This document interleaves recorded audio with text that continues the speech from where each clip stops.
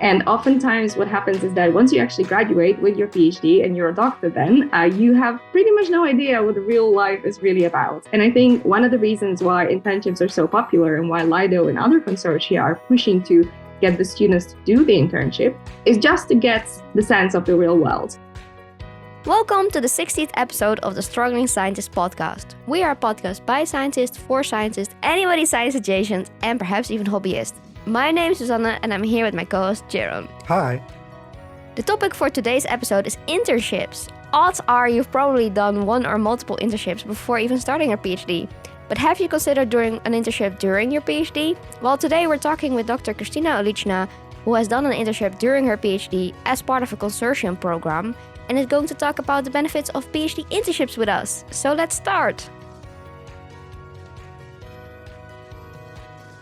Welcome, Kristina. We're so happy to have you on our podcast today. Hi. Thank you very much for having me. It's a pleasure to talk about something I have been considering a great addition to my PhD.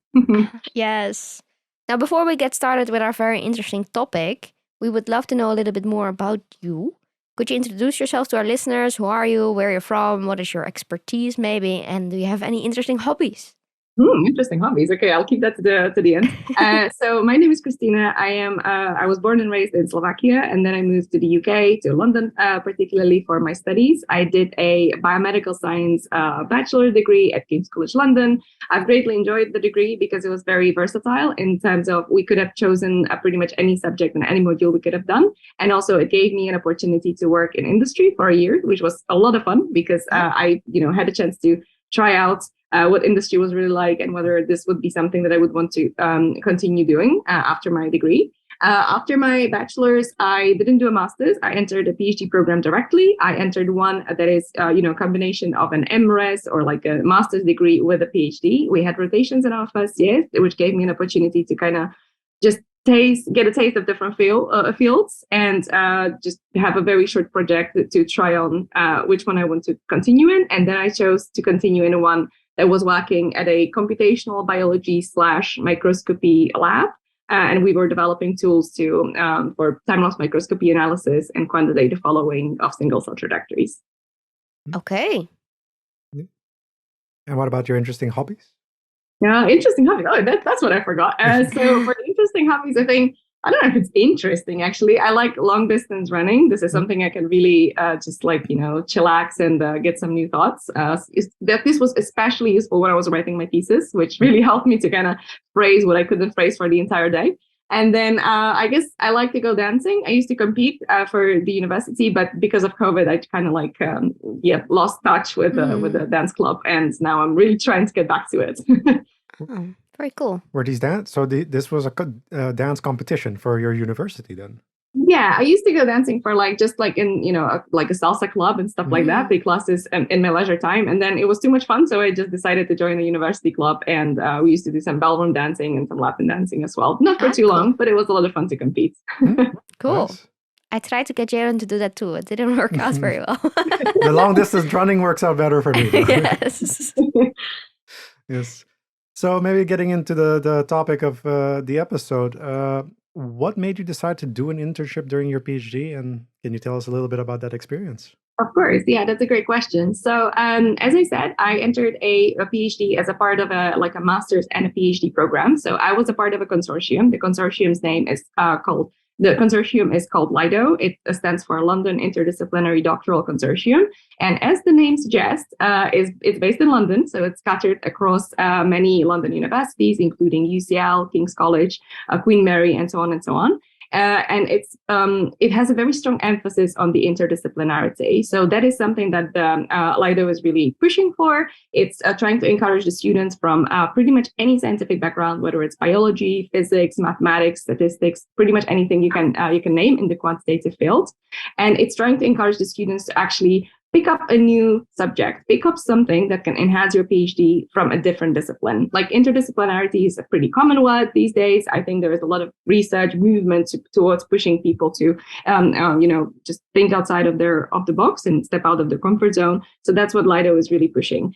And so in the consortium, the PhD was actually not an option for me. It was a compulsory step to take. So we had to do a 3-month internship, which was not limited in terms of what the internship topic was supposed to be about, but the only limitation that we had was that we couldn't continue working on our own project. So let's say that if you had an industry sponsor, or if you had, I don't know, some two supervisors from two different labs, you couldn't do an internship in that different lab of the supervisor that's already involved in your thesis. So the point of the internship was to get some skills or enhance yourself in a field that is completely kind of orthogonal to your thesis. So this part of the training was not really supposed to contribute towards your thesis. Oh, okay. That's interesting. The only consortium internships that I've heard about that somebody in our lab is doing was indeed more to just get skills to continue your own PhD thesis. But then in the end, that doesn't teach you as much outside of your own topic, of course. What do you think are the potential benefits of doing an internship during your PhD?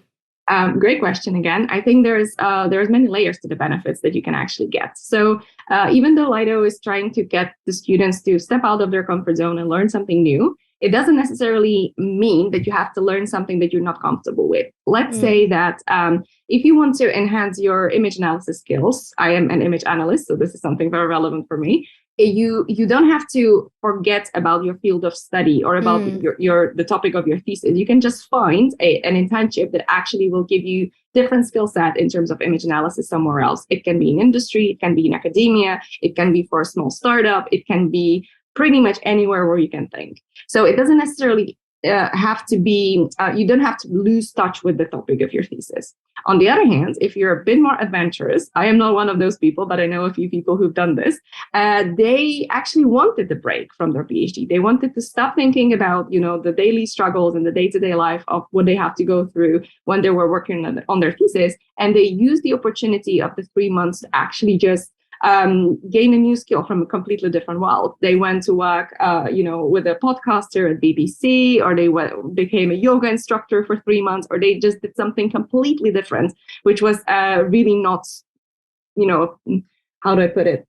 Which was not tangled with the topic of the thesis. It can, just because you're doing an internship, it doesn't necessarily mean that it has to be academic, or you don't have to actually work in research at all.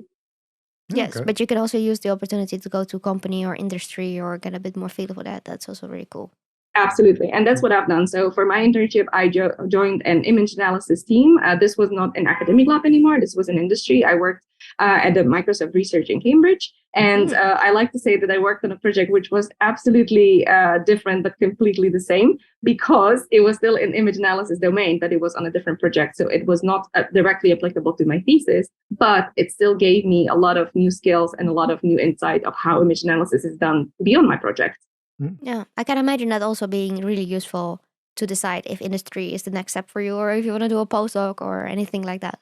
Absolutely, yeah, that's a great point, because I feel like when you're doing a PhD and you're doing it for a long time, usually it's like 3 to 4 years, maybe sometimes even more if you get an extension, or if you're lucky to continue working on the project. What often happens is that your project and your thesis becomes your entire world, and it's your little baby that you have to make sure that it grows, and you have to make sure that you kind of navigate in the right direction. And oftentimes what happens is that once you actually graduate with your PhD and you're a doctor, then you have pretty much no idea what the real life is really about. And I think one of the reasons why internships are so popular, and why Lido and other consortia are pushing to get the students to do the internship, is just to get the sense of the real world. And I don't mean this in any bad way, but it's very useful to actually just have the experience to interview for a job, to be able to do a coding interview, to maybe be able to even see what sort of opportunities are out there, and how do you write this competitive CV or cover letter to actually apply for that. So even before you start doing your internship, I feel like there's a lot of skills that you can gain just from the application process and how to navigate it. Yes, for sure. Yeah. I mean, you definitely said some things that we definitely want to circle back to at some point during this episode as well. But I definitely want to get into more about your internship experience, as well as so when exactly did you do your internship during your PhD, and when would you think when would you advise other people to do the internship during their PhD, and what phase of their PhD? I think it really depends. For some people, so let me just wrap up on the rules of which our consortium did give us. So I was in a 4-year program, and the rule of thumb was that your first year is spent doing the rotation projects and trying to decide and figure out what you want to do next. And the 4th year, for obvious reasons, is spent, stressing out and writing your thesis. That's pretty much what the 4th year is about. So the rule of thumb is that you're supposed to do your thesis in your 2nd or in your 3rd year. Now, when you choose to do it, it's completely up to you. Sometimes it's not, you're not the only person who decides. For example, if you join a big company, they usually have these cohorts that, and they tell you the preferred date of starting, or maybe your team is not available, or maybe, I don't know, it's preferable for you to do it in autumn because there's more people around compared to the summer when a lot of people take vacation and things like that. So it might not be completely up to you. It really depends. But I would say there is 2 streams of thought here. Some people really like to do the internship early just because it helps them to start thinking about what they want to do next in terms of their thesis. If it's related to the field, to their field of expertise, it can actually be a great push because they can establish an industrial collaboration, and it doesn't have to terminate at the end of the internship. It can actually continue, and you can start developing like a more collaborative project with an industrial partner, which is absolutely amazing. So that's a benefit of doing it a little bit earlier. And I think the other 3 streams of thought, now that I think about it. The second group, I would say, they like to do it after their upgrade. I don't know how it's actually the upgrade sort of phenomenon, how it's called in your countries, but in the UK, upgrade is the moment when you actually write the mini thesis, you get examined on it. It's like a mini viva or just a mini sort of oral examination, and you proceed towards like a proper PhD, if that makes any sense. So, and so a lot of people like to do it at that point because the upgrade is actually quite stressful. You have to write a lot for it, and it's obviously like a lot of stress. So they just like to take the steam out and just like start thinking about other things right after the upgrade. And the final group, which I think was pretty much where I would put myself, is people who like to push the internship towards the end of the 3rd year. And the reason, often, it can be a strategy, but it doesn't have to be. Maybe they just weren't successful to get the internship earlier. For me, the reason was that I believe that if I do an internship as late as possible, I will establish an industrial contact, which could be potentially useful for when I'm finding a job. So after the PhD. And this, is very useful for a lot of people. I know that there have been a lot of people in my cohort and in the consortium who have, done an internship with maybe a year from graduating, and then they started and continued in that company for a full-time job. So that's also something that people consider when they're applying. Maybe just a question about the upgrade though. So if you don't succeed in that, are you not able to do your PhD anymore then? That's a good question. I do not know. I think if you do not succeed in the upgrade, you would have to redo it. As in, it's not like a all or nothing sort of exam. Okay. I think it's more to monitor your progress, if that makes sense. It's like, okay, if there's some sort of red flags at that stage, they need to be addressed. Because if they're not addressed at that time, they will just escalate. Whereas, I don't think it's like a definitive sort of thing where people just say, okay, well, you're not good enough. You shouldn't do a PhD anymore. It's just like a precaution, I would say. Okay, then it's quite similar, at least not necessarily in the sort of exam sense, but like in our institute as well, we have at least an interim analysis where another supervisor also comes in, sort of an external supervisor, to check out if everything is going according to plan. What are your projects? Does it look like you're going to manage to finish your PhD, as it were? Exactly. I think that's really the point here. So you said it's called the interim exam. It's not really an official exam type of thing. It's I think in the US you also have, after your first year, you have to do sort of a whole write-up, something to be approved for the rest of the PhD. Don't think we have anything that similar to it.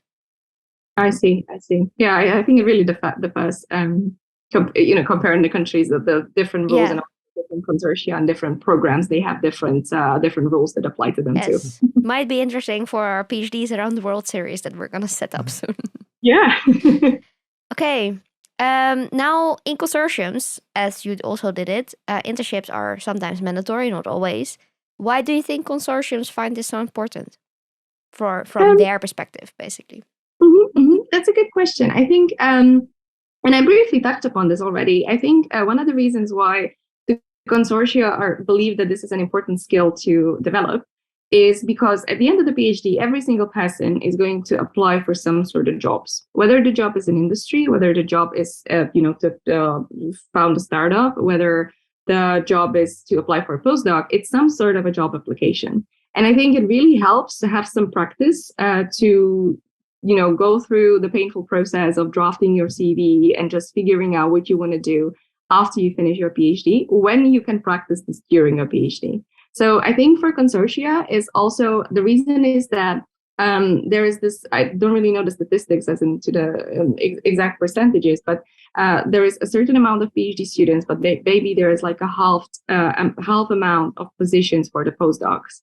So what that means is that effectively, and just by definition, not every single PhD student will end up in a postdoc after their PhD. Yeah, and for sure. for obvious reasons, maybe there's not enough positions. And for some PhD students, they're pretty sure that postdoc is not what they want to do after. So they will have to start applying to industrial jobs naturally. So I think what really helps is having some practice. I think it also has it makes you stand out during the application process when you have an internship during your PhD on your CV, because it effectively shows your potential employer that you're able to go through the process, you're able to integrate with a new team, you're able to learn new skills in a relatively short time. And hopefully you would have some output that, I don't know, could be ranging from a small research paper to like a workshop presentation or something like that. You have a tangible product from your internship that you can market as part of your CV and as part of your portfolio. So I think doing an internship, even though the 3 months to some people may seem like a waste of time, I think it's really just an addition to your CV, even if the PhD internship doesn't go really well, because you can get the skills that you probably wouldn't get if you didn't even try. Yeah. For sure. So maybe going outside of the consortium setting now, a lot of PhDers, including myself, for example, who are not part of a consortium, never really had the opportunity to do an internship during our PhD. Do you have any tips or suggestions for how a PhD student can bring sort of this subject up with their supervisors to discuss a potential of doing an internship? And do you think they would be enthusiastic about it? Yeah, that's a good question, and I think a sensitive one as well, because it's one of those topics where communication is key here. I think what is very critical is to bring this to your supervisors earlier rather than later, because sometimes it may be a bit too late when you already have an offer from a company which you really wanted to join, but your supervisor just says no for whatever reason. So I would say communication is key here. And I would also say that you can approach this from like two perspectives as well. Like the first one would be to just search for potential internships, maybe get in touch with the recruitment team and just figure out whether you have the skill set that they would need in the company or pretty much anywhere you're applying. And then tell your supervisor like, hey, I shortlisted these companies. They're willing to take me on. Would you be okay with that? The other approach, and I would probably favor this one over the first one, is that you just say, you just have a conversation with your supervisor, like, hey, I think a 3-month internship would really help me out. I don't have a concrete plan, but I would really want to try it out. Would you be supportive of it? Now, I think it really depends. The strategy to convince your supervisor can be very personal and very subjective. It really depends on the person. I think it also depends on the field that you work in. For example, if you work in tech, doing an internship with an industrial, with companies, it's very common. So it's not something that you would probably need to spend a lot of time trying to convince your supervisor about. It's very common. It's actually quite recommended, because in this way, the academic lab can actually get the contact for, with the industrial partner. And that's often a very good thing to have. Even if the project wouldn't go further, it's always nice to know people who work in the same field or similar field. For someone who perhaps does a little bit more like lab-involved research, this could be a problem, because I know that you guys do biology and biochemistry, and for all of us, if we have experiments running in the lab, those need careful planning, and thawing and freezing and manipulating cell lines or whatever you're working with. That can actually take a few months. So it's not as easy to just think of an internship the night before and then in the morning apply for it, because it really needs careful planning. And I think this is just to come back to the first thing that I mentioned, it's really important that you communicate this with your supervisor. If there is someone, perhaps a postdoc, can take over, look after yourselves while you're gone or something like that. So I would say communication is key here. Yeah, I think in some situations there might also be some struggles with grants, and in our case, we get paid by our supervisor, so that would then have to stop for 3 months maybe, and then that would also require a conversation indeed, if that's a possibility. But I do think it would add a lot of things to the PhD experience, especially for people who might not want to continue in the postdoc experience and so forth. Exactly. I agree. And also, like, the financial aspect is very difficult. Difficult. The financial aspect is also very important to discuss, because your supervisor may be okay with you doing an internship, but as you just correctly mentioned, they may say, okay, while you do an internship, you have to find your own sources of funding, because you're not going to be a part of the lab, and the lab will not be willing to sponsor you. So that's also something to discuss. I should probably say that just because you're doing an internship, or just because you're applying for an internship in industry, it doesn't automatically mean that you're getting paid. And that's also something that you should keep in mind. There is a lot of companies that would pay you for your hard work, which is how it's supposed to be, but oftentimes it's not a rule of thumb. So also something to keep in mind, like, how am I going to survive? Who's going to pay rent? How am I going to buy food? And things like that over those 3 months is also something to consider. Yeah. Yes. I actually have a question regarding, so you mentioned bringing up the conversation as early as possible with your supervisor. Did you know, for example, when you were applying for your PhD position with this consortium, that you would have to do an internship, or was that something that got brought up later, that you would have to do this internship? I was super lucky, because we had the terms and conditions pretty much outlined at the interview stage. So we knew that if we enter this program, the part of it is to do rotations in the first year. The second condition was to do like a little bit of a programming course, even for people who didn't know how to program. And the third one was the internship. So we knew from the very beginning. And also, because the consortium or the program kind of has an umbrella over this, they kind of enforce it as well. So if we got into a friction with our supervisors, I didn't, but I know that some people might. If we got into friction and the supervisor wouldn't be happy with us doing the internship, because it's a requirement of our PhD studies, it would be a little bit easier to actually get the internship going. But usually with consortia, it's very clear what they demand. It's also like they tell you 3 months, no more, because a little bit more time spent in an internship may jeopardize your time on the PhD, and it may actually take the very valuable time of of lab work or pretty much anything. So they're very clear in terms of the timing. But yes, they do tell you in advance. They tell you ahead of time. Yes. Okay. Do you know of any personal anecdotes or from other people or success stories of PhD students who have had internships that really helped them? I think I'm not really sure about anecdotes, but I think there is a very clear. How do I phrase myself? Okay. I think it really depends on how you measure success, or like the successful stories. For some people, successful story means that they've started an industrial collaboration, and the internship somehow indirectly feeds into their research, because they acquired new skills, or they became passionate about something that they didn't even know that they could be passionate about. So obviously that could be a success story in itself. For other people, they continue working in, perhaps they apply for a full-time job after they are done with their PhD to continue with the same team because they had a fantastic experience. But this can be turned around as well. And I think something to mention here is to just say that not every single internship is a paradise. Sometimes people have a bad experience, but at the end of the day, that can be a very good experience in itself.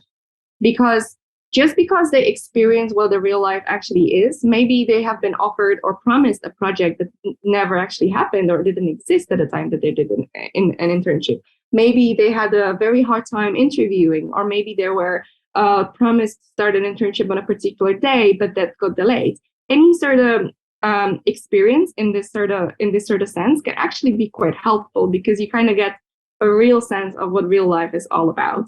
And I guess even if your internship wasn't, didn't result in a Nature publication or anything like that, it's In 3 months, that might be a bit much to ask for. no, Yes. no, I know. But a lot of people enter the internship with like a high expectation, like, okay, I have to be super productive. I'm going to be working 25 hours a day just because I need to get something out of my internship. But it's just the experience that you're getting that's the most important thing. And even if it's not positive in all aspects, it's still experience, and that's something you can build on. And maybe you'll just learn about red flags that you weren't even aware that existed. And when you're looking for a full-time job, that's something that you can, watch out for. Yes. Oh, clear.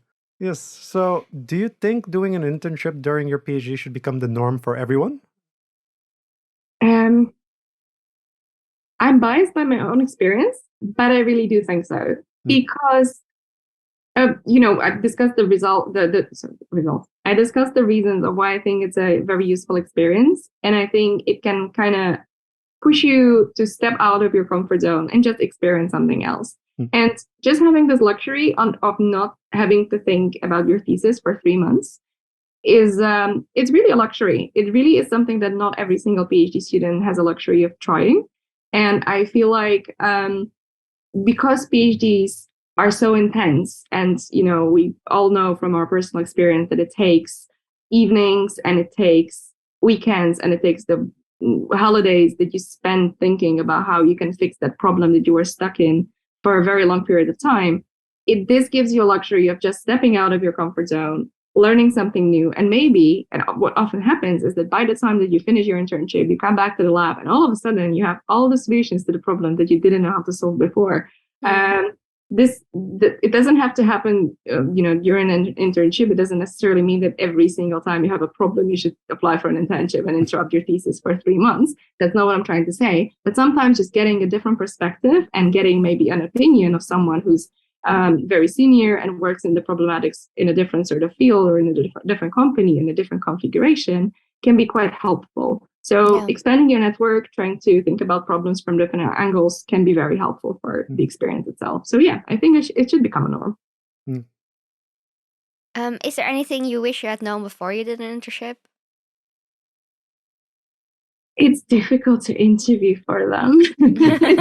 It's very hard because, especially if you're not very good if you don't have the practice of interviewing for positions like this, it can be very overwhelming. I remember that for the internship that I actually got towards the end, I had to do like a 4-hour interview with like 4 different people, which was like interview back to back, and they were asking me questions and I was supposed to come up with solutions to different problems, and it was very intense. So I think just getting that experience can be very helpful. Because I did my internship in a software company, I was obviously required to have some good coding practices. I'm not a coder. I'm not a software engineer by how do I say it? I'm not a software engineer. As in, I am a biologist by training, so my coding is not the best. But I had to do a lot of lead coding, and I had to make sure that when I explain my code to someone, it's not just lettuce and it's not just layers of nonsense trying to make something work. So yeah, improving myself in that sort of technical aspect was also very challenging. And finding the time to study for the interviews while I had my project running, that was also an issue, but it's a good skill to learn. Okay. Do you know of any resources or support systems available for PhD students who are interested in pursuing an internship? I don't think I have a concrete website that just shortlists internships and internship opportunities. I would say the very blatant answer would be just be on LinkedIn, because people post these sort of things. Like if you're a manager in a firm and you're looking for someone to join you for 3 months, LinkedIn is probably the place where you would post it. Likewise, Twitter can be very helpful because people would usually, communicate with people and they would spread the word if they have an opening for an internship there. But also, if you're just looking for any internship, I would say LinkedIn or Twitter would be a very good place to start. But if you're looking for an internship in a particular company that you've been in love with for a very long time, just reach out to the people. There's absolutely no shame in texting someone, emailing someone, on Twitter or via email, just asking them, hey, I've been totally obsessed by whatever you're doing because it's super relevant for my thesis, or I would like to try and learn something about this sort of field. Do you have an opening? And even if they don't have an opening at that particular moment, it may become available in due time, and they may get in touch with you. So I would say don't be shy and reach out. Yes. Okay. Well, thank you so much for talking with us today about this very interesting topic. We really loved having you on the podcast. If people might want to reach out to you or ask you questions or ask for tips, how can they best do so? I think the best way would be just to find my social media links on GitHub. GitHub is a place where I concentrate everything. I have a Linktree profile, but who goes to Linktree anymore? I'm on Twitter, I am on LinkedIn. So please do feel free to just drop me an email or just text me on those social media. I'll be happy to respond. And thank you very much for having me today. Yes. For listeners, if you have any questions, suggestions, comments, you can reach us via our website, thestrugglingscientist.com. You can also check out our website for some really cool science-inspired merch and sign up for the awesome Journal of the Struggling Scientist, aka our newsletter. If you have enjoyed this episode, then please leave us a rating on your favorite podcast listening platform, as it really helps us grow and with our metrics. You can follow us on social media. Jayron, which one are those again? Twitter, Instagram, LinkedIn, Facebook, and YouTube. Yes. Thank you so much for listening, and we hope to see you all again next time. Bye. Bye. Bye.